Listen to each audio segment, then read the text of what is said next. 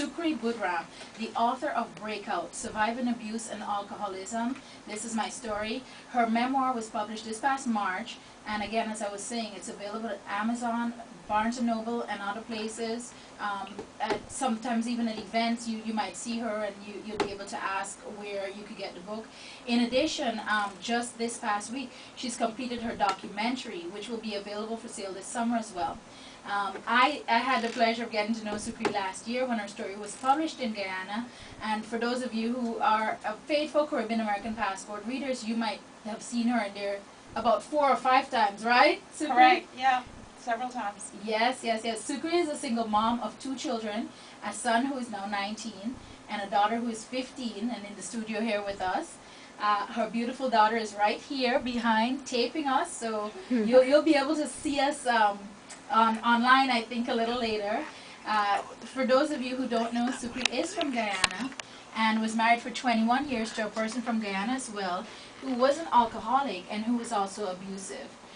You can learn more about her story and how she exited that relationship in her book and on her website at www.sukreebudram.com. And when we first ran that article about you, Sukree, we ran it in Caribbean American Passport because you live here in Central Florida. Correct. And you've been here for the past 22 years. That's right. I know people started coming to find you over where you lived. I mean, that was astounding to us. I live in a very small town, Howie in the Hills in Lake County, and the first time the article got published, I had people knocking on my neighbor's door because my gate was locked, looking for me. That was a little scary. I had to get used to it, but I'm getting used to it now.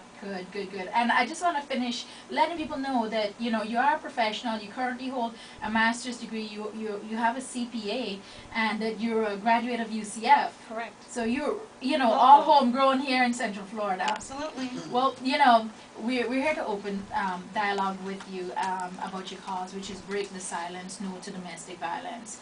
And I'd like to just have you tell our listeners how you were able to take your story and turn it into a positive thing for our community. I mean, I know when I read the book, I was enthralled. I told you, I called you the next morning and Correct. I said, I remember. I stood at my counter and I did not go to sleep. I just read it straight.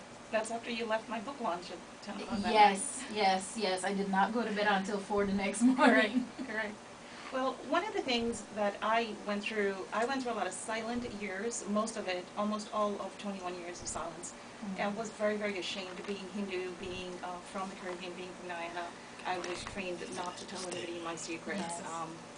I did not tell a lot of people, but what I knew as I educated myself, I started to become very, very outspoken, and I knew it was not right the way I was feeling.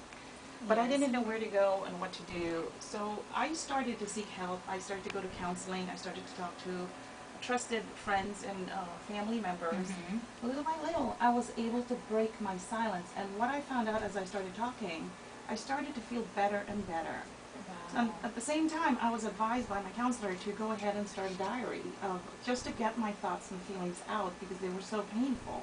This was somebody I fell in love with when I was very, very young. We were both in Guyana at the time. I immigrated earlier than he did, and then we got married here in New York.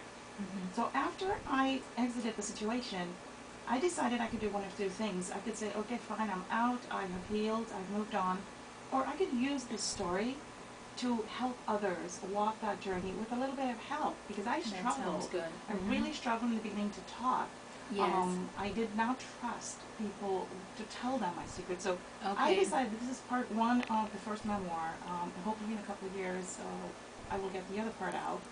But that is what I wrote it. I wrote it because I wanted someone who is probably in my situation currently to say, hey, listen, this was somebody that did not sit back quietly. She spoke up. She broke her silence, and she's able now to help us, and that is why I published it. And I noticed that a lot of times people just need to hear one person at least speak about it before it helps them to feel comfortable speaking. Correct, absolutely. And Absolutely. if you notice, Oprah even touched on that in the last segment of her show. Yes, it was recently. Yes, I remember. About just speaking out. Now, why is it important to you that you do not keep the focus on you? Because I've heard in us talking a lot, I've heard you say that a lot. But on the cause, most people that write a book or do a documentary would want to promote it for sales.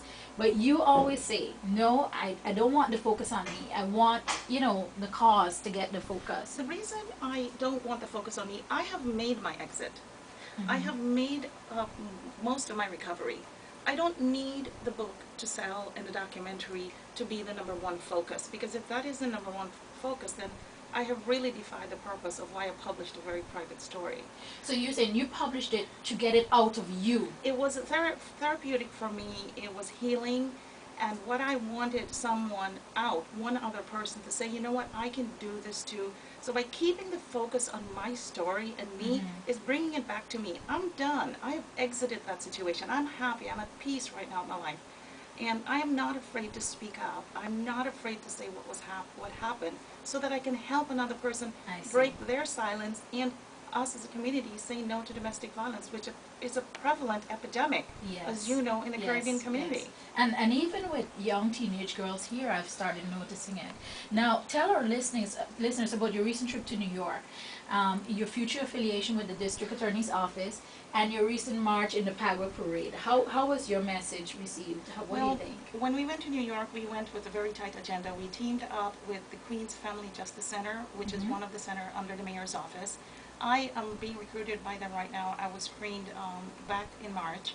Yes, and they said that in our Guyanese community alone, 30% of the cases that are reported by the courts are alcoholic abusive relationships, domestic violence. 30%. 30%, wow. It is phenomenal. The outreach program in the Guyanese community and Indian community, we don't speak up.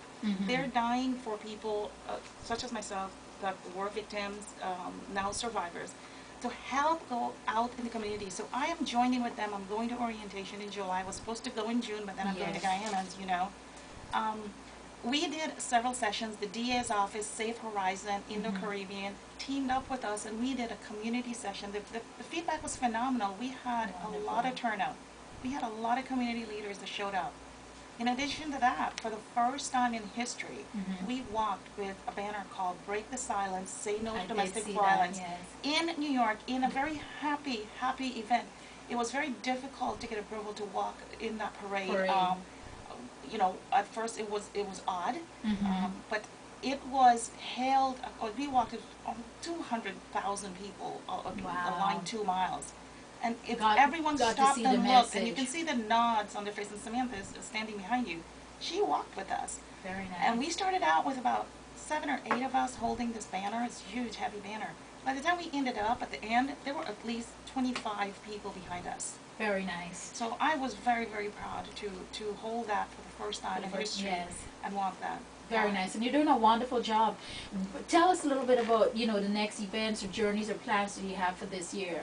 Well, next month we're leaving in the month of June. I'm taking time off.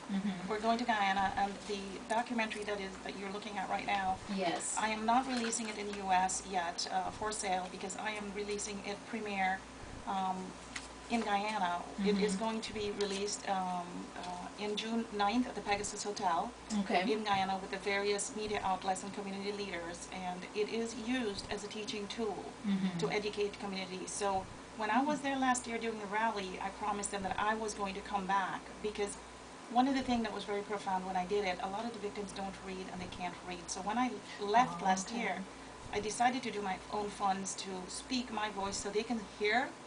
At the end of the documentary, there are a list of helplines here in the U.S. and in Guyana as well.